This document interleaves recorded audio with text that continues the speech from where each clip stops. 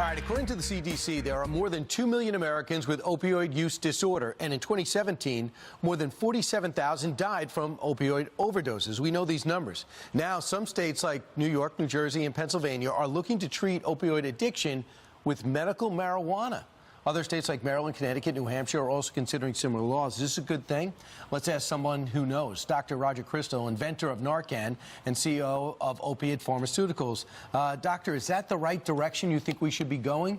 Treating using medical marijuana to get off opioids? Thank you. We should perhaps take a step back and consider how even the opioid crisis has become to what is now a fentanyl crisis, which has been the overuse of opioids alongside insufficient regulation and increased availability of opioids in this country.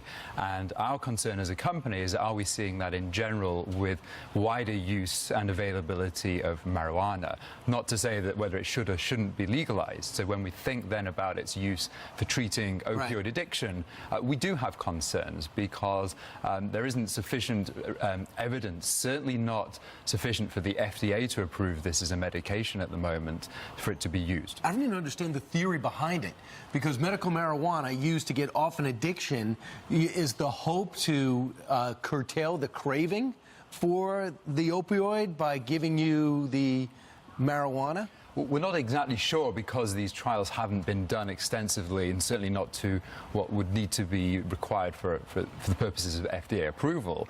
And we do hear, and it's encouraging to hear, that some people do find benefits from using it. So I'm not going to be sat here to say it does not work.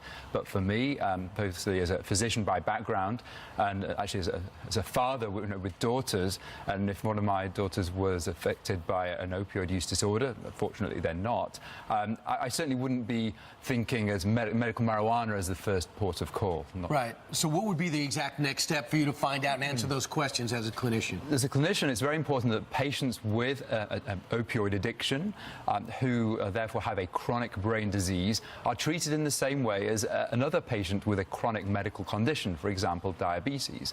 We know that we can't cure diabetes, but we can control blood glucose in the same way that someone with an opioid addiction can't be cured entirely, but can be medically managed and have their disease well under control. And that would be seeing an addiction specialist and taking appropriate FDA-approved medication. Right. Lastly, how great does it feel to invent Narcan and know that you've saved so many lives? Well, I'm very honored and privileged to have been in this situation. We are now looking beyond that. Our concern is, are we having a cannabis crisis in the making?